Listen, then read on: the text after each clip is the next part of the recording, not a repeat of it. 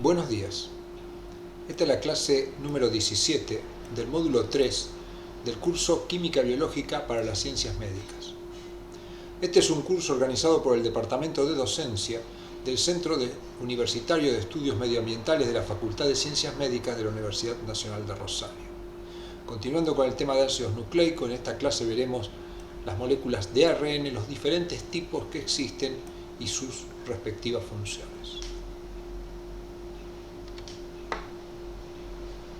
Como ya hemos visto, esta red conceptual, las 4 biomoléculas principales de los organismos vivos son los carbohidratos, lípidos, proteínas y ácidos nucleicos. La función de los ácidos nucleicos es el almacenamiento y la transmisión de la información genética.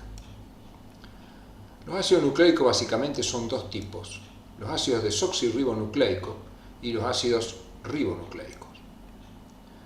El ácido desoxirribonucleico, en porciones de su estructura conocidos como genes, tiene almacenada la información genética. Y esta información genética es utilizada para construir la estructura primaria de las proteínas y cumplir todas las funciones celulares. Los ácidos ribonucleicos que veremos hoy participan básicamente en el proceso de transmisión de la información genética desde los genes a las proteínas. En este esquema vemos simplificado lo que acabamos de ver. Los ácidos nucleicos son dos tipos, los ADNs y los ARN. El gen es la porción del ADN que tiene la información genética que es necesaria para construir la estructura primaria de una proteína. Los ARN, que hay diferentes tipos, ARN mensajero, nuclear heterogéneo, ribosomal, de transferencia y ARN reguladores, participan básicamente en la transmisión de la información genética hacia la estructura de las proteínas, en dos procesos conocidos como transcripción y traducción, que veremos más adelante. El ARN es un polinucleótido que tiene algunas características. A' del ADN, los nucleótidos se unen entre sí por un enlace fosfodiéster que une el carbono 3' de una molécula ribosa con el 5' de la otra molécula. Y tiene bases nitrogenadas. Puede tener citosina, uracilo en lugar de timina que tenía el ADN, adenina y guanina que son iguales a las del ADN. Como todo polinucleótido unido por enlace fosfodiéster, le queda un extremo 3', que queda libre el oxidrilo del carbono 3 y el extremo 5'. Otro detalle importante de los ácidos ribonucleicos es que la pentosa que contienen es ribosa y no desoxirribosa como era el ADN.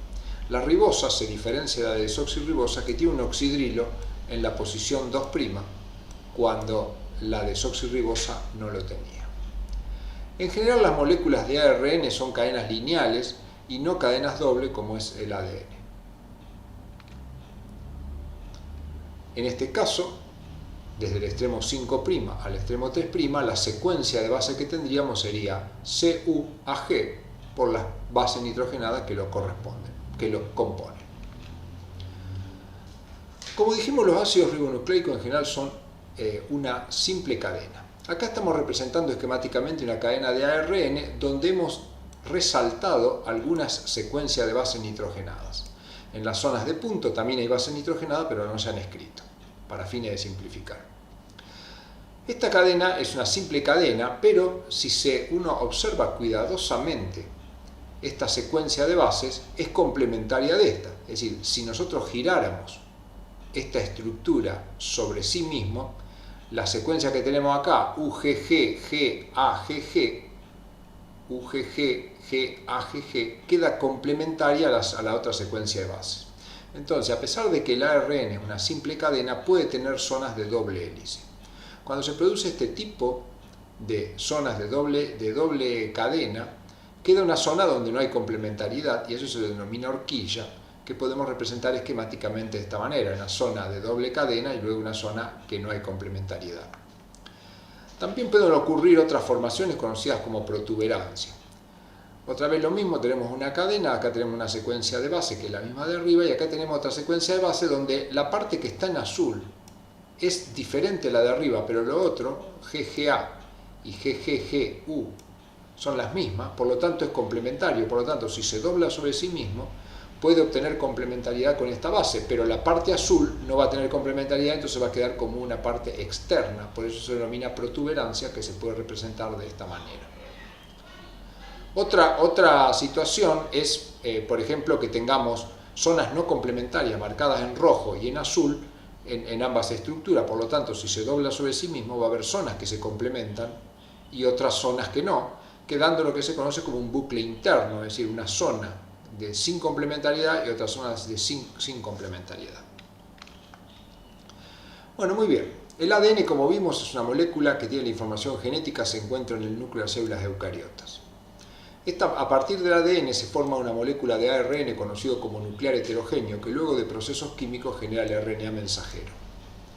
El RNA mensajero sale al citoplasma y acá participa en la síntesis de proteínas, donde además necesitamos la presencia de los aminoácidos que vienen unidos a otro ARN, que son los ARN de transferencia, y a otros ARN, que son los ARN ribosomales, que forman parte de los ribosomas. Por lo tanto, como vemos, RNA M, T y R participan todos en el proceso de síntesis proteica o traducción.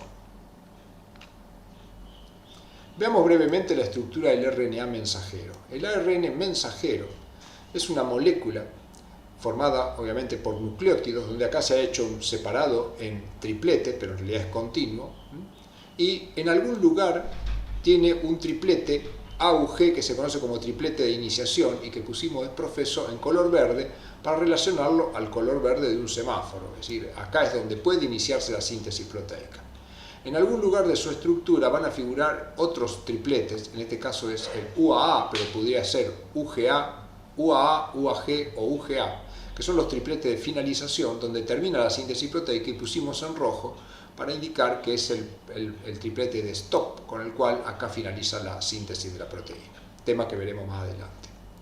Esta molécula de nucleótidos a su vez tiene en su extremo 5' un nucleótido que es una metilguanosina que se denomina capuchón o cap o casquete, y en el extremo 3' una sucesión de nucleótidos cuya base es adenina y esta estructura se la llama poli-A, por estar formado por una gran cantidad de nucleótidos que contienen adenina.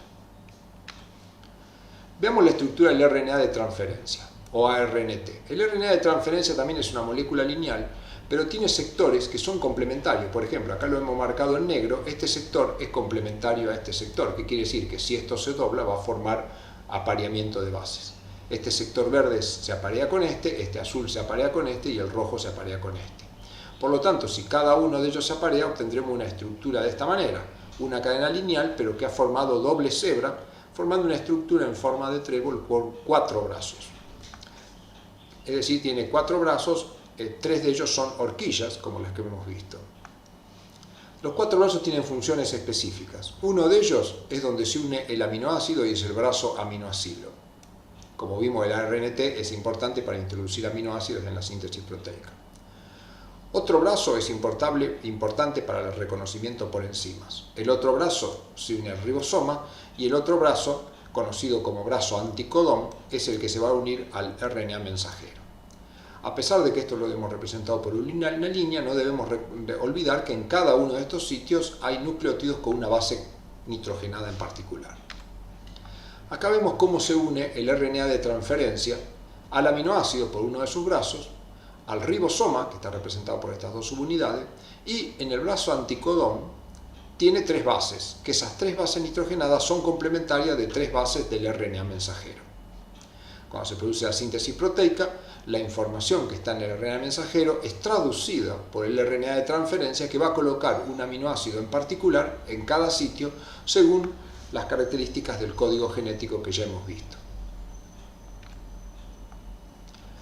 Recordemos esta estructura. El ADN tiene información en sectores conocidos como gen. El gen, fuera de él, tiene un sector conocido como promotor, donde van a actuar factores transcripcionales que pueden hacer que se active la información del gen o que se inhiba.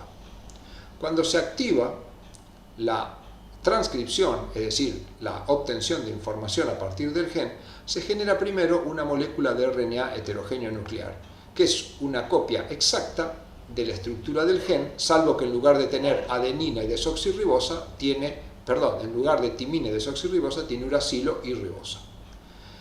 El gen, como hemos visto, tiene sectores sin información conocidos como intrones, por lo tanto el RNA heterogéneo nuclear también los tiene. Este RNA heterogéneo nuclear, dentro del núcleo, sufre tres procesamientos básicos que son el capping, splicing y poliadenilación, que ya veremos, y que termina generando, por el proceso de capping, la colocación del cap, por la poliadenilación, el agregado del poli-A, y por el splicing, la eliminación de los intrones. De esta manera se genera el RNA mensajero, que luego, como vimos con la intervención de los ribosomas con el ARN ribosomal y de los aminoácidos unidos al RNA de transferencia, puede dar origen a las proteínas.